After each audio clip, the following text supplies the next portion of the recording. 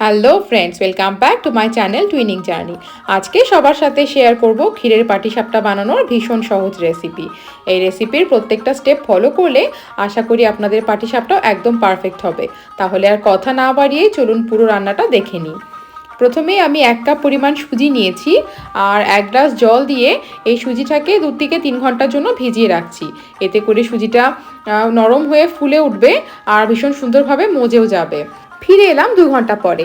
এবার একটা পাত্রের মধ্যে 1 কাপ পরিমাণ ময়দা নিচ্ছি আর নিচ্ছে হাফ কাপ পরিমাণ চালের গুঁড়ো।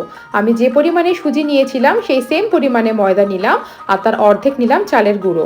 এবার সেই সেম কাপ দিয়ে মেপে আপনারা 1 কাপ চিনি এখানে দিয়ে দেবেন। আমি মিষ্টিটা একটু কম দেওয়া প্রেফার করি, তাই এখানে 1 কাপের একটু কম নিয়েছিলাম চিনিটা, আর সেটা পুরোটা দিলাম না, 4-5 চামচ মতো রেখে দিলাম। এবার এখানে দিয়ে দিলাম হাফ চামচ মতো নুন, আর সেই সাথে যে সুজিটা আমি 2 ঘন্টা আগে ভিজিয়ে রেখেছিলাম সেই সুজিটা এখানে ঢেলে দিলাম। এবার সমস্ত উপকরণগুলোকে ভালো করে মিশিয়ে নেওয়ার পালা।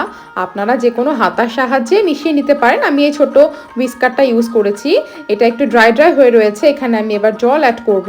আপনারা চাইলে দুধ আগে থেকে জাল দিয়ে রেখে সেটাকে ঠান্ডা হওয়ার পর ইউজ করতে পারেন, তবে আমি আজকে একদম সিম্পলভাবে করছি, বেশি কোনো উপকরণ ইউজ করছি না, তাই এখানে আমি প্লেন জল দিয়ে এই ব্যাটারটাকে রেডি করব। তো এখানে আমি অল্প অল্প করে জল দিচ্ছি আর সেই ব্যাটারটাকে ভালো করে মিক্স করে নিচ্ছি। এখন ভালো করে মিক্স করতে হবে যেন কোনো রকম লাম্পস না থাকে। আর পাটিসাপটার ব্যাটার একটুখানি পাতলা হয়, তো আমি আপনাদেরকে টেক্সচারটা দেখিয়ে দেব। সমস্ত উপকরণগুলো আগে ভালোভাবে মিশিয়ে নিয়ে তারপরে টেক্সচারটার পরিমাণটা দেখে সেভাবে আরেকটু জল অ্যাড করে দেব। বেশ কিছুটা সময় নিয়ে পাটিসাপটার ব্যাটারটাকে ভালোভাবে ফেটিয়ে নিলে এতে করে কোনো রকম কোনো লাম্পস থাকবে না। আমি এক পর্যায়ে ব্যাটারটা টেস্ট করে দেখেছি, এতে মিষ্টিটা একটু কম রয়েছে। আমি সে সময় 1 কাপের একটু চিনি কম নিয়েছিলাম আর সেখান থেকে কিছুটা চিনি রেখেও দিয়েছিলাম। তো যে চিনিটা রেখে দিয়েছিলাম সেটা এবার এখানে অ্যাড করে দিলাম।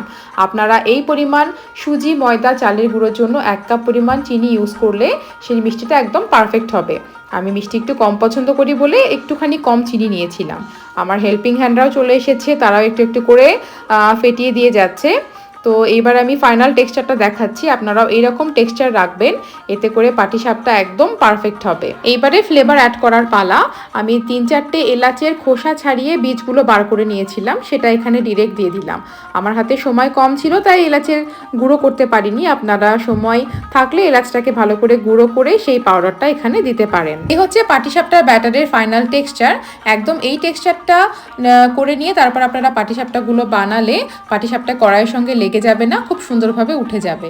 এইবারে পুরটাকে রেডি করে নেওয়ার পালা। আসুন দেখি পুরটা কিভাবে বানাচ্ছি। আমার এখানে খোয়া ক্ষীর এভাবে প্যাকেটে কিনতে পাওয়া যায়। আমি একটা 400 গ্রামের খোয়া ক্ষীরের বার কিনে নিয়ে এসেছিলাম। আপনারাও যে যেখানে থাকেন আশা করি পাশের মিষ্টির দোকানগুলোতে খোয়া ক্ষীর কিনতে পাওয়া যায়। তবে আমার এখানে খোয়া ক্ষীরগুলো ভীষণ শক্ত, অনেকদিন থেকে ফ্রিজে রাখা থাকে, সেই জন্য ওগুলো ভীষণ শক্ত হয়। তো আমি ক্ষীর বানানো ঝামেলায় যাইনি। তারপরে আপনারা যারা বাড়িতে পুরোটাই করতে চান তারা দুধ শুকিয়ে ক্ষীর বানিয়ে নিতে পারেন। তবে আমি একদম শর্টকাটে আজকে বানাবো বলে খোয়া ক্ষীরটা বাইরে থেকেই কিনে নিয়ে এসেছিলাম।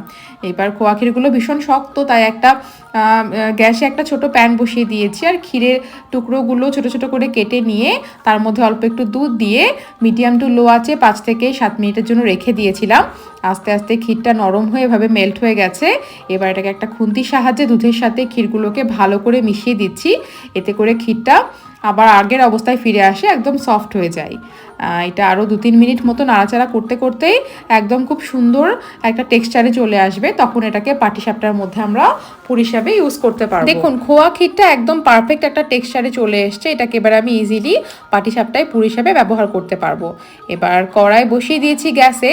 কড়াইটা একটু গরম হলে আমি একটা বেগুনের মাথার দিকটা কিছুটা কেটে নিয়েছি। এবার সেটার সাথে তেল লাগিয়ে কড়াইটাকে ভালো করে ঘষে নেব। আপনারা যে কোনো ব্রাশ ইউজ করেও এই অয়েল ব্রাশটা করতে পারেন। পাটিসাপটায় কিন্তু একদম বেশি তেল দরকার হয় না।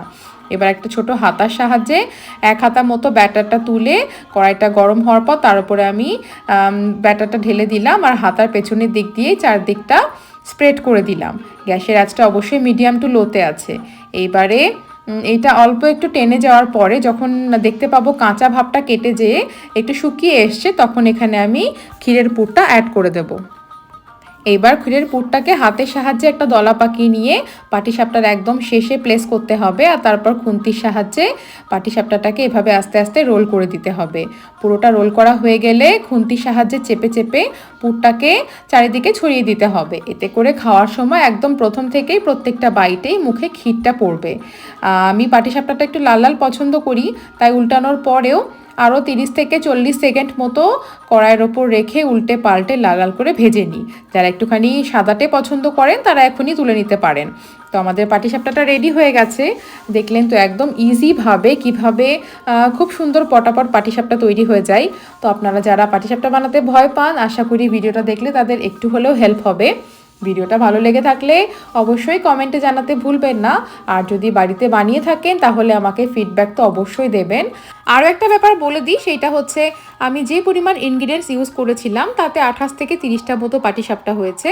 আপনারা যদি পাটিসাপটার পরিমাণ বাড়াতে বা কমাতে চান সেই অনুসারে আপনাদেরকে ইনগ্রিডিয়েন্টসটা বাড়াতে অথবা কমাতে হবে। এতক্ষণ ধরে যারা ভিডিওটা দেখলেন সবাইকে অনেক ধন্যবাদ।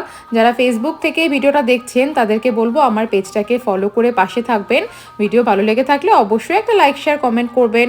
আর নতুন নতুন আরও অনেক রান্নার রেসিপি জন্য আমার চ্যানেলটাকে অবশ্যই ফলো করবেন, সাথে থাকবেন। সবাই ভালো থাকবেন, দেখা হবে পরের ভিডিওতে।